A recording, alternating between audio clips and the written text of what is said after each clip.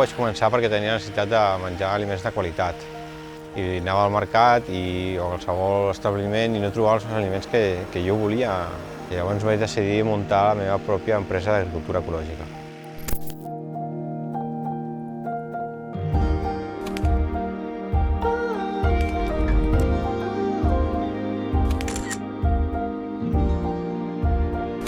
Nosaltres tenim finques a Gavà, Viladecans i Sant Climent de Llobregat.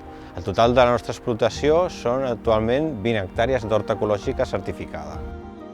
Un cultiu ecològic, primer de tot, ha d'estar certificat i es diferencia amb el sistema productiu. Aquí, com veieu, alguna herba que altra hi ha. No es fa servir, sobretot, pesticides de síntesi ni herbicides i tot és bastant manual.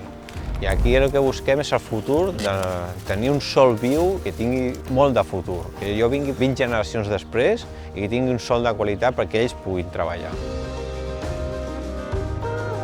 Nosaltres fem cultius d'horta ecològica tot l'any. A l'estiu més tot el que són tomàquets, pebrots, esvergínies, enciam. I després tenim cicles continus de producció. Arribem a l'hivern fins a 40 varietats, d'elles 10 en lineal. Lineal vol dir que sempre en tenim.